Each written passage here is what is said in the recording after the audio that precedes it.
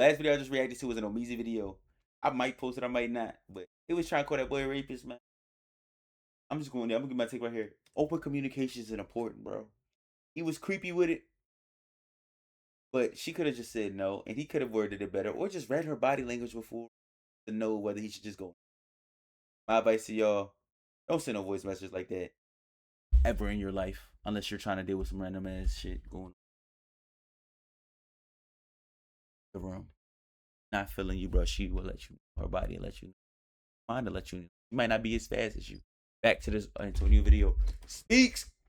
Antonio, tell me what you got, bro. Let's see what you're talking about, man. Pro, the crack epidemic, the heroin epidemic, the war on drugs, right? I understand all of these things, them pushing capitalism. All of this fucked up the black community. And in 2026, we are seeing the back. He's saying real rap, too. That shit did fuck up the community.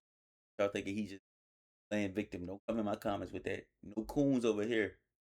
Yeah, I stopped you right there, didn't I? COINTELPRO and all this stuff is real stuff that the American government and white men who voted those politicians wanted to go down. What, at least the community. From that. With that being said, I think that it's good we acknowledge the past atrocities that happened to us, but also I don't want us to continue to dwell on it. If y'all noticed over here on my channel, recently I've been incorporating more videos tackling things that we do have control over. A lot of the negative elements in the community that I just dislike. Today we're gonna be talking about the glorification of street culture and also sweat equity. I made a video a few weeks ago where I was talking about the raccoons of the black community that we don't talk about. And basically I was stating that the same way, you know, we talk down on bootlickers, the tap dancers, the same way we treat those individuals, we gotta start treating these gang bangers and some street dudes like that as well. And that is what I'm gonna dive into within this video, man. How, and I know y'all scared of them. If you black, I know you scared. Y'all ain't willing to die for the right thing. Y'all die for a gang though, right? I ain't willing to die for y'all freedom. I ain't willing to die for no real money, no real financial, no real project, no real Section 8 improvements. within our communities, these type of individuals are praised and put onto a pedestal. These dudes are seen as real for doing anti-black shit. So right here went to jail for killing 2 black men. Now he's labeled as a real dude. Yeah, real gangster. Buddy over here selling fentanyl, lace. And you could be a real dude if they was playing with you. You got up with them because it go both ways in these communities. But you need to be a real dude and get up with the same way the white man get up with the black man, hang him in a tree and kill him. You need to be getting up like that if you really real like that. You ain't doing that, bro. And I ain't saying I'm a real. But I know who I would catch up with, and they are not excluded. Y'all don't be. Come on, bro. Y'all and then. You a goof. That's how y'all gonna say something about, yeah, you see something, y'all call him a goof, y'all call me a goof. What, saying that you wouldn't do nothing to the white man? But we ain't did nothing to no black man? Bro, watch out, bro. Pills and crack or whatever, poisoning the community. But guess what? We got a person that came home from college, he got him a degree, and people don't even want to show him no type of love. They gonna call him a square. God, straight goofy. For going to school and getting a higher education. But you gonna make him more bread than you probably ever see in your life staying in the projects. On my life, you gonna see more bread than you ever see in your life staying in the project when you went to college. You better off going, bro. But what? You gotta stay on the block. And some of y'all trapping and making bread. Y'all is. But do you wonder why you gotta trap? Huh? I want to give a little context just to myself, right? I am hood adjacent. I grew up smack dab in the middle of the hood. And if you don't know what hood adjacent mean, it is basically a person who grew up the hood environment, right? You grew up in the hood, but you're not a street dude. And this is like 90% of the people that grew up in the hood. Me personally, I grew up in Columbia, South Carolina, right? And my childhood home, y'all, it was literally like a minute away from the colonies. Now, if you're from Columbia, you know the colonies has a very bad reputation.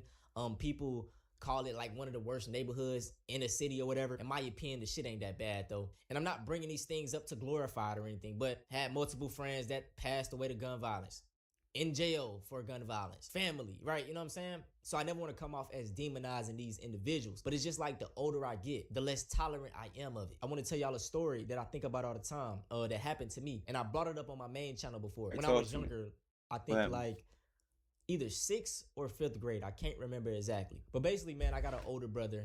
He's a knucklehead, right? He was in the streets, doing little dumb gang shit. And he ended up getting our house shot at. I remember this night because I woke up out the middle of my sleep and like the police or whatever, the detectives were outside of my room. I heard all this commotion. I opened up my door and they all outside my room. Tell me why, y'all, one of the bullets was literally like, it landed right next to my room. Let's say my room is like this. The door is right here. And it's a closet on the outside of my door. My bed is lined up right next to the door, just kind of far back. So the bullet hit right next in that closet, y'all. So if it would have hit over just a few like inches further, the shit could have hit me in my sleep. Who knows? I probably wouldn't even be here right now. And I mean, y'all probably got similar stories to this of friends and family. No Tonio speaks. My YouTube will be shit. Don't lie. Don and Antonio carry my YouTube right now. Family that then got hit by stray bullets, passed away. They ain't got nothing to do with anything. All because of dumbass street politics. Now this clip right here, NBA Youngboy, is probably one of the reasons I even made this video. As of recently, he is beefing with Future. In this clip specifically, he said something that I had to address. And let's listen to it. Man, you niggas ain't no fucking gangsters. That's why y'all can walk around the states like that. Say, Pluto ain't no fucking gangster.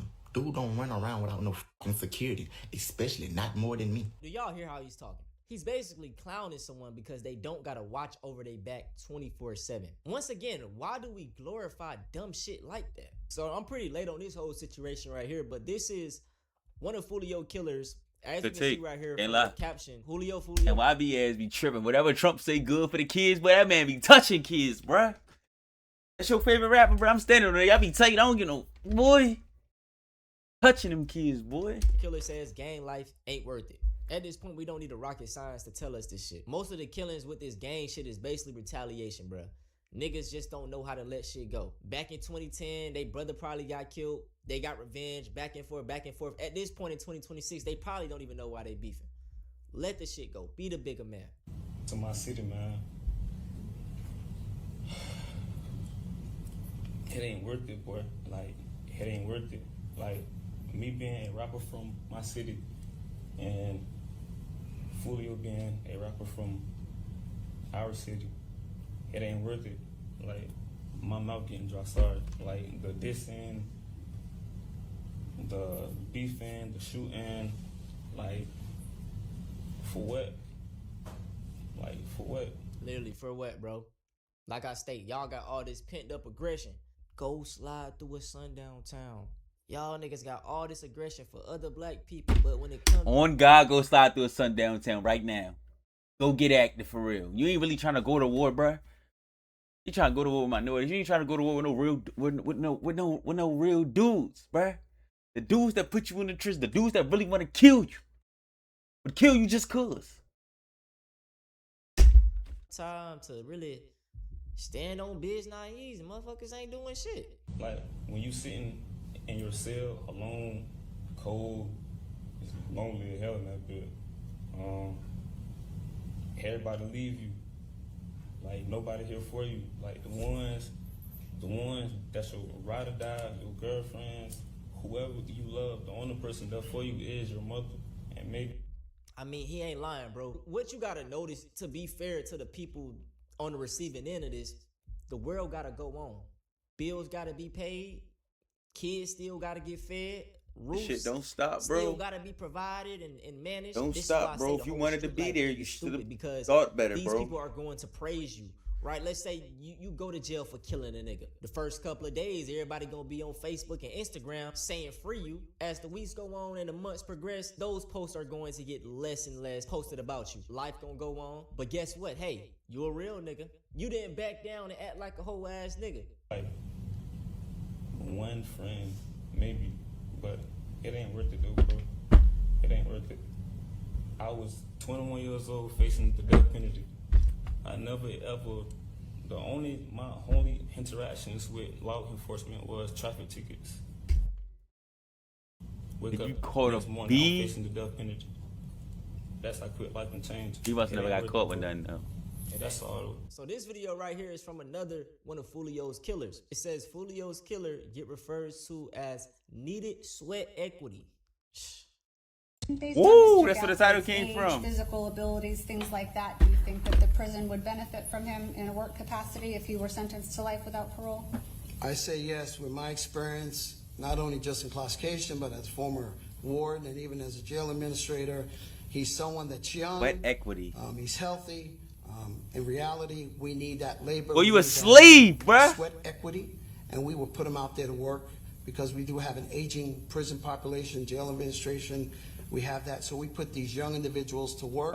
We get some sweat equity out of them since they are young and actually can do the work. I know And I we know we beefing talk like about shit. life without parole and death row, but for our jurors' education, in Florida, what does a life sentence without parole mean? A life sentence in the Florida Department of Corrections means from the minute they're Eat brought in, fried, they're assigned bruh. an inmate number. He will be assigned an inmate number, and when he dies and leaves in a body bag, he will still have that inmate number. Yo, An stop, inmate bruh. serving life will never ever get out. There is no parole in the That state boy of said Florida. never, and ever. They're not ever allowed outside the razor wire and the fence of a secure facility. And this is why I try to stress, man, to all of the YNs. I don't even like. I ain't gonna lie, that's so fucking crazy, boy. You ain't ever. That nigga says you never getting out. Basically, he tried wrap it up in a nice little, articulate sentence as as he got to with his degree. But he basically says you never getting out, bruh. How do I say goodbye? Deep fried, nigga. Say goodnight. Like real rap though, like bro, you can go to sleep. Go to sleep. Yeah.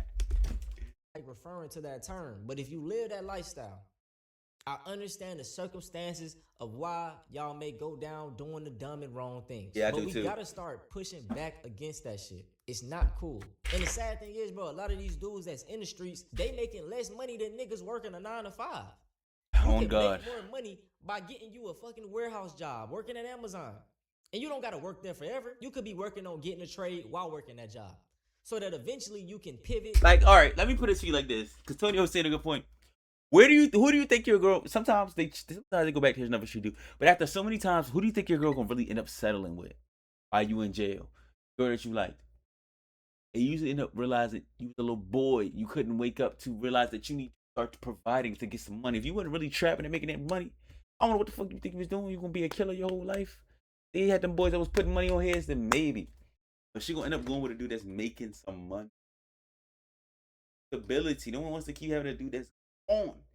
Some girls do because they are indoctrinated by the hood. Indoctrinated by the You know what I'm saying? Just make a, you know what I'm saying? You don't, come on, bro. Now, for the rest of this video, man, I just want to talk about how, especially to my black men, we got to start loving each other more. Why we always tough? Why every time you see another black man, gang, you see another black shorty, folk, we gotta look at each other like we are. I don't even know you, folk. I can't even say what up, or you might be like, what the fuck you saying what up, folk? You step on a motherfucking shoe, they ready to blow, like, shit gotta stop. 100% facts, bro.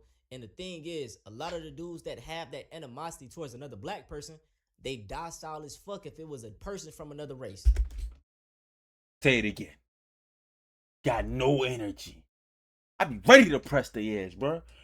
Like, A white man walked through. How you doing, sir? What's up, boss? Oh This nigga ended his life. God, you goofy ass niggas be just like that. What that mean? What that mean? That means bragging. Okay. Gang shit. I don't do no gang stuff. This video is a prime example of what I'm talking about. So I'm gonna just play it without the audio, but as you can see, they're staring each other down. He do a head nod, and they still staring, and then the dude in the gang talking about what's bracking. He, you know what I'm saying? He ain't on none of that gang shit. And it's like, why is a eye contact like niggas just looking at each other and we ready to scrap, bro? Niggas got so much misplaced. Bro, this sounds so crazy, bro. It's like they won. You niggas letting them win. Y'all pissing me clean off. He did right. Bro, this nigga is looking at him like he a damn lion in the fucking zoo, in the jungle. Like he's stalking the prey to make sure they don't do nothing, which is alright. But why? It's cause he's brown. You're racist, bruh. I don't know how else to put it. You're racist, bruh. He got the racist look, bro, and I know the other dude probably do too. It is because what y'all so used to niggas killing each other. How about we start that needs to be put in different places, bro. It's pissing me off. But that's pretty much it, y'all. That's all I want to talk about in this one. If I have any... Yeah, bro. He right, bro. And that shit is just goofy. I can't lie. Because we could make so much money together. That's really what it be. It be capitalism. You niggas be broke. You can make so much money together. Do a joint business, yo. Make a burger spot together, yo. You ain't see your mama cooking growing up. Or if she was on drugs, you might have spent out and became start trapping. But if that was the case, get some money and make a rehab center and employ straight black people. Make a change in the name of your mama. Hey, thank y'all for watching, bro. Look, you gotta be creative. I'm all with it, bro. This time I'm gonna drop. We need to create some unity amongst our community, bro. No, like, I ain't even mean to rhyme, but we do need to create some unity amongst our community, bro. We need it badly. We need it. That can create more opportunities for jobs, make environments, make better tax brackets, make more money in the hood, get people out of the hood, out of projects to where they can have their own home. We need more black housing complexes. Let's get some black housing going on. That's not just projects, bro. Talk to you billionaire black people that. Right. But thank you for watching. Make sure y'all check out another video. Comment down below. Let me know if I'm tripping. All right.